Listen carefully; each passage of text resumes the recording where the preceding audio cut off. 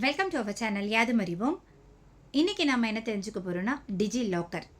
So டிஜி லாக்கர்னால் என்ன, இதை எப்படி யூஸ் பண்ணுறது, இதோட ஐடி எப்படி நம்ம க்ரியேட் பண்ணுறது, இதில் அக்கௌண்ட் எப்படி க்ரியேட் பண்ணுறது எல்லாமே இந்த வீடியோவில் நம்ம தெரிஞ்சுக்கலாம்.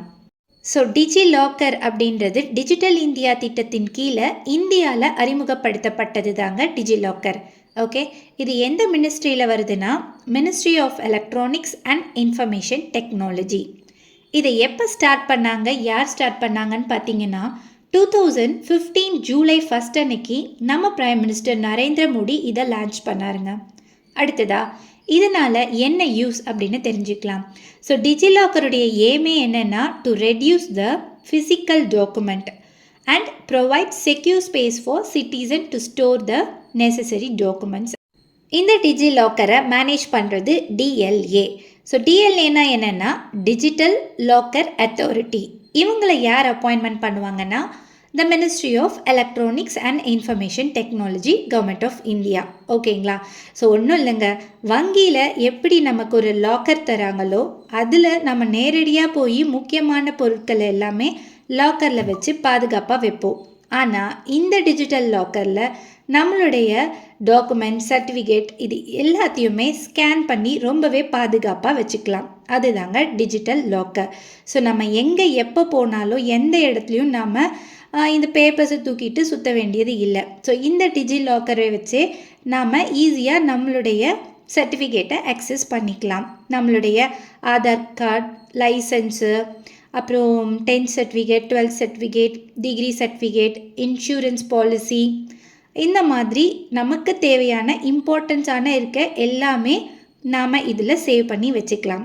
ஸோ இந்த டிஜி லாக்கர் எந்த வெப்சைட்டில் க்ரியேட் பண்ணணும்னு பார்த்தீங்கன்னா www.digilocker.gov.in க்ரியேட் பண்ணணும். நம்மளுடைய mobile number, Aadhaar number use பண்ணி.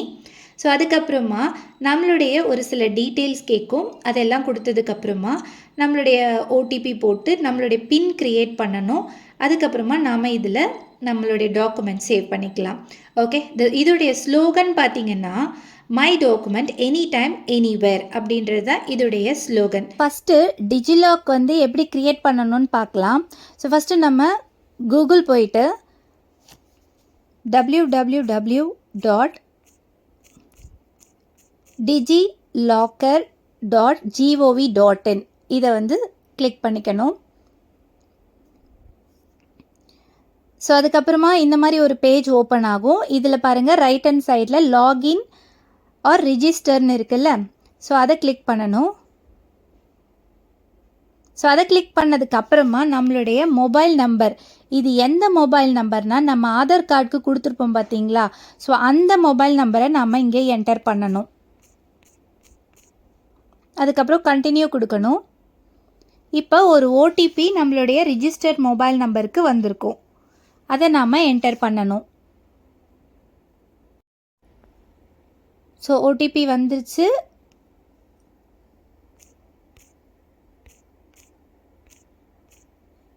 ஓகே, நெக்ஸ்ட் வெரிஃபை கொடுக்கணும்.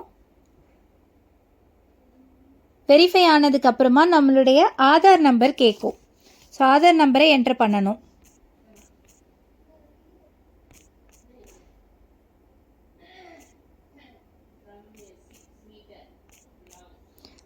ஆதார் நம்பர் என்டர் பண்ணதுக்கப்புறமா வெரிஃபை கொடுங்க.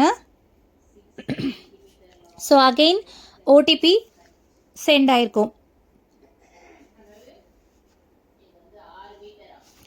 ஸோ ஓடிபி என்டர் பண்ணுங்க. அகெயின் வெரிஃபை கிளிக் பண்ணுங்க. ஸோ இப்போ பாருங்கள், இப்போ தான் நம்ம ஒரு பின்னை க்ரியேட் பண்ண சொல்லுது. ஸோ மேலே என்ன அவங்க இன்ஸ்ட்ரக்ஷன் கொடுத்துருக்காங்க பாருங்கள், அந்த செக்யூர் பின் எப்படி இருக்கக்கூடாது அப்படின்றத சொல்லியிருக்காங்க. 1 2 3 4 5 6 அப்படி இருக்கக்கூடாது. மிரர்டு நம்பராக இருக்கக்கூடாது, அதாவது 1 2 3 3 2 1 இருக்கக்கூடாது. ரிப்பீட்டட் செட்டாக இருக்கக்கூடாது, அதாவது 1 2 3 1 2 3 இருக்கக்கூடாது. அதே மாதிரி ரிப்பீட்டட் பேராக இருக்கக்கூடாது, 1 1 2 2 3 அந்த மாதிரியும் இருக்கக்கூடாதுன்னு சொல்லியிருக்காங்க. ஸோ இங்கே நம்ம இப்போ நமக்கு மெமரபிளாக இருக்கக்கூடிய நம்பரை பாஸ்வேர்டாக வச்சுக்கலாம். ஓகேவா, இப்போ கம்ப்ளீட்டட் கொடுத்துடலாம்.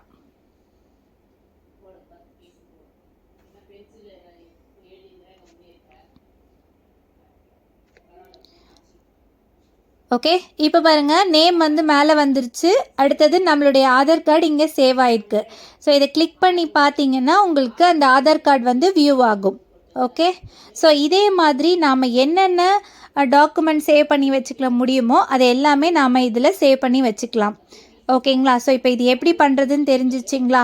ஸோ எவ்ரி டைம் நீங்கள் பண்ணும்போது உங்களுடைய இந்த பின் நம்பரை யூஸ் பண்ண வேண்டியிருக்கும். ஓகேங்களா? அதே மாதிரி இப்போ இந்த ஒரே ஒரு ஃபோன் நம்பரில் நம்ம வேறு எந்த ஆதார் கார்டுக்கு கொடுத்துருக்கோமோ, வேறு எந்த ஆதார் கார்டுக்குன்னா இப்போ ஒரு 2-3 பேருக்கெல்லாம் கொடுத்துருப்போம்ல வீட்டில் ஒரே ஃபோன் நம்பர் வச்சுருக்கவங்க.